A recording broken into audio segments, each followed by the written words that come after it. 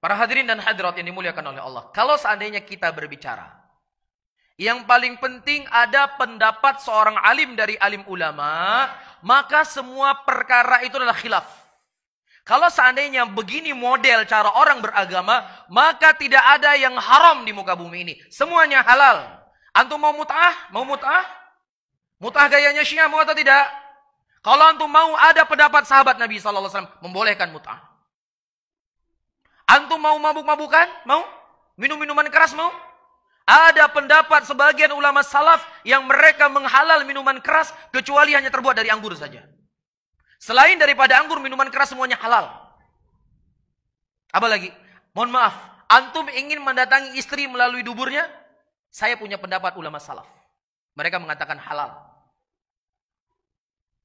Hah? Antum ingin makan riba? Ya, orang-orang yang tadi kerja di bank, kemudian buru-buru keluar dari bank, antum terlalu terburu-buru. Padahal ini perkara khilaf, ada sebagian ulama yang mengharamkan riba, cuma riba nasi, adapun riba fadl mereka tidak mengharamkan. Jadi kalau mau mencari khilaf, apa saja kita akan ada ucapan para ulama di sana. Namun bukan begitu cara kita beragama. Ya, saya tantang semua dai-dai yang ada. Kalau seandainya dia bisa mendatangkan bahwasanya musik ini sepakat seluruh para ulama, maka saya ikut dengan ucapannya. Ini sama saja. Orang nggak mau terima kebenaran, cari pembenaran. Kalau begitu juga Syiah akan berkata, siapa yang mengatakan mut'ah itu adalah haram, ijma' seluruh para ulama, seluruh para sahabat Nabi, saya akan tinggalkan mut'ah ini. Kita nggak bisa menukilkan, karena ada khilaf para sahabat di sana. Bisa difahami? Namun al-ibrah bukan qaul fulan wal alan. Al-ibrah apakah itu sesuai dengan dalil ataukah tidak? Allah mengajarkan kita dalam Al-Quranul Karim. Innama kana qaulal mu'minin idza du'u ila Allahi war Rasul liyahkuma bainahum ayyaqulu sami'na wa ata'na. Hanya saja ucapan orang-orang beriman ketika mereka diseru kepada Allah dan mereka diseru kepada Rasul, apa yang diperselisihkan di antara mereka, maka mereka mengatakan kami mendengar apa yang datang dari Allah dan kami mendengar apa yang datang dari Rasul sallallahu alaihi wasallam.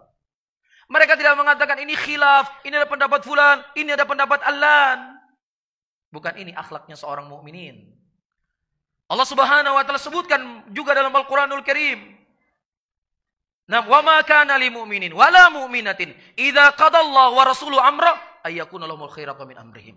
Tidak pantas bagi seorang mukminin, tidak pantas bagi mukminat ketika Allah dan Rasulnya telah menentukan suatu perkara, dia memilih perkara yang lainnya. Apa perkara yang lainnya? Khilaf ulama, ada pendapat fulan. Ini perkara yang lainnya. Makanya Abdullah ibnu Mas'ud, Abdullah ibnu Abbas, itu kalau menurut konsep yang kita sebutkan tadi, terlalu kaku dalam beragama. Coba ibnu Abbas kenal sama dai-dai hari ini, mungkin beliau nggak bersikap seperti itu, lebih bijak sikapnya. Apa maksudnya? Disebutkan dalam Sahih Bukhari, datang orang-orang bertanya kepada Abdullah ibnu Abbas tentang permasalahan haji, masalah fikih ya, masalah haji. Kemudian Ibnu Abbas mendatangkan hadis dari Nabi SAW. Kemudian mereka berkata, wahai Ibnu Abbas, tetapi Abu Bakar berkata demikian, tapi Umar berkata demikian. Oh ya sudah, khilaf berarti ini. Ada pendapat Abu Bakar kok, kan begitu. Ada pendapat Umar kok dalam masalah ini. Ya sudah sah. Udah, kamu ngamalin ini, saya ngamalin ini. Apakah begitu? Ya, makanya Ibnu Abbas nggak kenal dai-dai zaman sekarang. Abdullah Ibnu Abbas menyebutkan, yushiku an tanzila alaikum hujarati minas sama. Aqulu qaulu Rasulullah sallallahu alaihi wasallam wa taqulu qaulu Abu Bakar wa Umar. Hampir-hampir batu-batu dari langit tersebut jatuh mengimpit kalian. Aku mengucapkan ucapan Nabi, kalian telah berkata Abu Bakar dan Umar. Ucapan Rasulullah ya mau ditentangkan dengan ucapan Abu Bakar dan Umar, begini sikap para Abdullah ibn Abbas. Bagaimana lagi ketika ditentangkan ucapan Rasulullah dengan ucapan selain daripada beliau? Iya. Disebutkan dalam Sahih Muslim. Datang orang-orang kepada Aisyah radhiyallahu taala anha dan mengkhabarkan Abdullah ibnu Mas'ud berfatwa bahwasanya wanita-wanita yang mereka mandi dari haid hendaknya membuka kepangan rambutnya. Itu pendapatnya ya Abdullah ibnu Amr bin As. Fikih kan? Masalah fikih enggak? Masalah fikih. Kemudian didengar oleh Aisyah radhiyallahu taala anha. Bagaimana sikap Aisyah? Sampaikan kepada Abdullah bin Amr bin As. Dulu saya mandi dari haid dan Nabi SAW masih hidup. Beliau tidak memerintahkan saya untuk membuka kepangan rambut saya. Kenapa kamu tidak langsung mengatakan kepada Abdullah bin Amr bin As, dia untuk sekalian berfatwa agar wanita mencukur rambutnya sampai gundul ketika dia mandi haid. Ini sikap ta'zim li hadithi Rasulullah sallallahu alaihi wasallam. Oleh karena itu kata Imam Syafi'i rahimahullah, ya tidak halal bagi seseorang ketika setelah jelas hadis yang datang dari Nabi Muhammad sallallahu alaihi wasallam kemudian dia memilih petunjuk yang lainnya. Ini diantara hawa nafsu yang syaitan masuk dalam bab khilaf. Semua dibuat khilaf.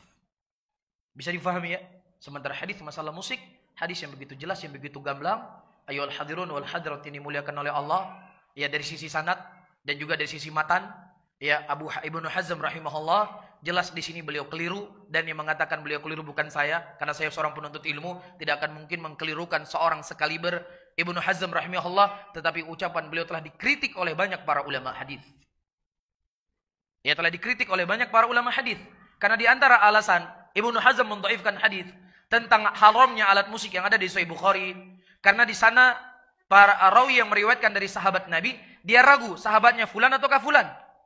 Dalam kaidah ilmu hadis disepakati oleh para ulama hadis bahwasannya majhulnya seorang sahabat, misalnya ada sebuah hadis, hadisnya dari Abu Hurairah ataukah dari Ibnu Aisyah ataukah dari Ibnu Umar ataukah dari Ibnu Abbas ataukah dari Umar bin Khattab, bingung mana di antara mereka yang meriwayatkan hadis ini. Ini tidak memudaratkan hadis karena seluruh para sahabat Nabi apa? Udul.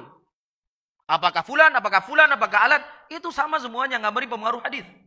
Dan Ibnu Hazm mendhaifkan hadis karena alasan ini. Bisa difahami ya? Ini pembahasan ilmu hadis. Al-muhim, saya ingin mengisyaratkan para ulama telah banyak membantah ya ucapan Ibnu Hazm ketika mendhaifkan hadis ini. Nah, kalau seandainya hadis ini dhaif, tentang alat musik itu bukan hanya hadis ini saja. Silakan baca tafsir ayat-ayat Al-Qur'an. Ya, wa antum samidun.